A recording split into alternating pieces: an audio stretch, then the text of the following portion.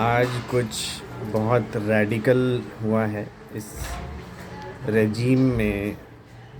Radical चीज़ें होना कोई नई बात नहीं रह गई है, लेकिन जो आज हुआ है उसके रेपरकशंस कहाँ तक जाएंगे ये अभी तो हम सोच भी नहीं सकते हैं। सुबह से ढोल पिट चुका है पूरा।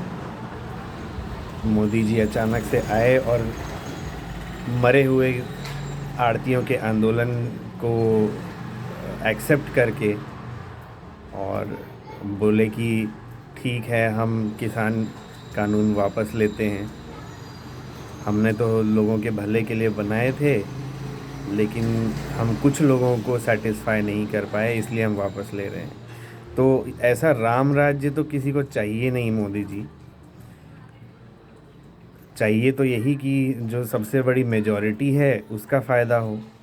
अब आपने तो मतलब आपके जितने अपोनेंट्स थे उन्होंने जो बातें सिखाने की कोशिश की वो आपने एक्सेप्ट कर ली।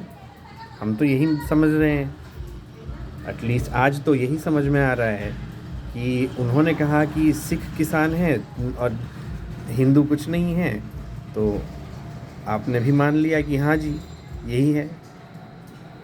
मतलब किसान आंदोलन के नाम पे एक सेपरेटिस्ट मूवमेंट चलाया गया, एक सेसेशनिस्ट मूवमेंट चलाया गया, एक सेडेटिव मूवमेंट चलाया गया, और आपने उनकी बात को मान लिया। और देखिए तुरंत तुरंत आज ही मतलब अनाउंसमेंट होते ही अरफा खानम शेरवानी जो जहरीली नागिन है उसका तुरंत एकदम वीडियो ये ट्वीट आ गया कि अब सीएए और एनआरसी भी वापस लो। तो ये तो होना ही था। इसके लिए तो ये लोग एकदम घात लगा के बैठे हुए थे कि अगर वापस लेते हैं कानून तो हम तो तुरंत मांग कर देंगे। आपने शाहीन बाग में भी यही रोना चालू रखा। आप विक्टिमहुड क्यों खेल रहे हैं भाई? दुनिया की सबसे बड़ी पॉलिटिकल पार्टियों में से एक हैं आप, और आप विक्टिमहुड खेल रहे हैं। क्या हमने आपको विक्टिम बनने के लिए 6 करोड़ लोगों का समर्थन डायरेक्ट दिया है? 6 करोड़ मेंबर पार्टी में और 30-35 करोड़ लोगों का डायरेक्ट वोट, क्या हमने आपको विक्टिम बनने के लिए दिया है? We expected you to have the balls to take unpopular opinions. अब आप क्या कर रहे हैं? आपके बॉल्स कहाँ हैं? कश्मीर में आप ब्रांडिंग के लिए 370 हटा के और डोमिसाइल ले आते हैं। You should have made it so कि पूरा कश्मीर वाटर डाउन कर दिया जाएगा एकदम।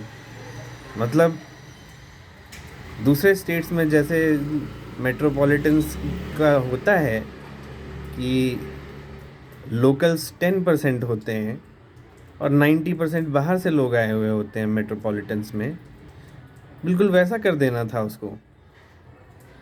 लेकिन आपने तो डोमिसाइल लगा दिया वहाँ पे। एक एक आदमी को वहाँ बसाने के लिए अब आप जद्दोजहद करने में लगे हुए हैं। आपके सारे इश्यूज धागा खुलता जा रहा है। शुरू में ये रेजीम बहुत अच्छा काम कर रहा था। अब तो पहले तो जो सबसे डिस्गस्टिंग काम आपने किया वो ये कि समाजवादी और जिन जिन को गालियां देकर आप कुर्सी पर पहुँचे उन सबको आपने अपने में मिलाने के लिए दरवाज़ा खोल दिया। अपनी पार्टी में मोदी का पर्सनालिटी कल्ट बन रहा है आपका। तो how long can this be acceptable? Should the majority of this country start to build another alternative? क्योंकि ऑल्टरनेटिव हुए बिना तो हमें नहीं लगता कि आप लोग जो जैसे निरंकुश हो के काम करते हैं, और निरंकुश कहूँगा लेकिन ये नहीं कहूँगा कि निर्भीक होकर काम कर रहे हैं, निरंकुश हैं, निर्भीक नहीं है। आपके ऊपर प्रेशर ग्रुप है, आपके ऊपर प्रेशर ग्रुप कौन है? ऑपोजिशन भी आपके ऊपर प्रेशर ग्रुप नहीं है। आपके ऊपर वो राकेश टिकैत प्रेशर ग्रुप है जिसके खुद की ज़मानत ज़ब्त हुई थी। आपको लगता है आज भी उसको 2 वोट 5 वोट से ज़्यादा मिल जाएंगे? अपना खुद का परिवार वोट कर देगा, वो बहुत बड़ी बात होगी उसको। क्या वो किसी के वोट खींच सकता है? किसी के भी नहीं खींच सकता है। जब आपके कुछ लोग इतना अच्छा काम करके दे रहे हैं फिर भी आपको डर लगता है, 2 कौड़ी के लोगों से आपको डर लगता है। हम लोगों का कितना आपने खून जलाया, जो मिडिल क्लास है 20-25 हज़ार रुपया नौकरी करके कमा रहा है, उसका आपने खून जलाया, उसका आपने पेट्रोल जलाया, उसका आपने टाइम बर्बाद किया, बिलियंस ऑफ डॉलर्स में नुकसान करवाया। लोकल इंडस्ट्री का 3-4 बिलियन डॉलर का नुकसान आपने एनसीआर में करवाया।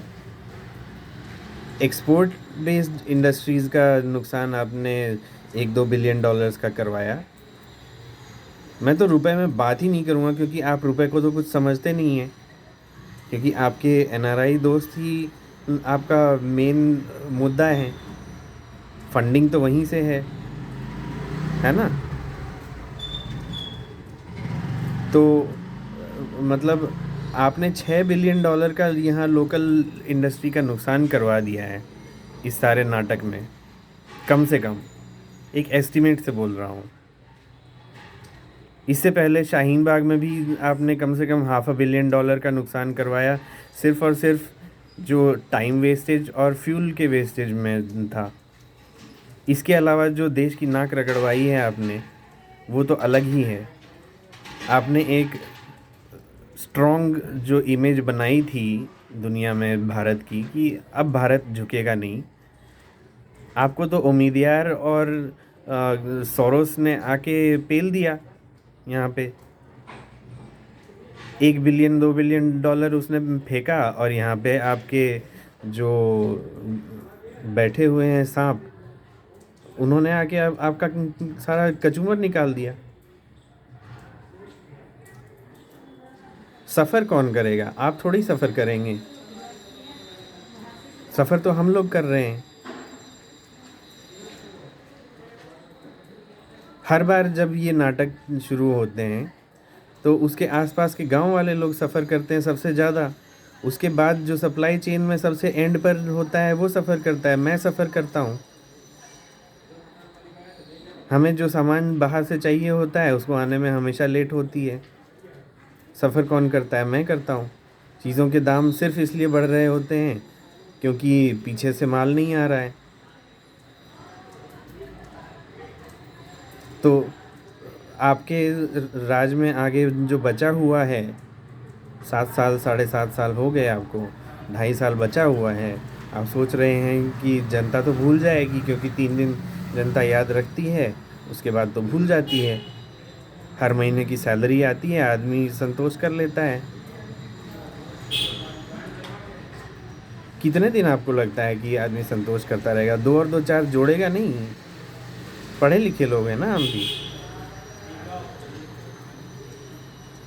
जिस दिन विकल्प मिलेगा ना, उस दिन ऐसे उठा के फेंक देंगे जैसे कि आप थे ही नहीं। ये भी याद रखिएगा, क्योंकि आपने वो काम कर दिया है।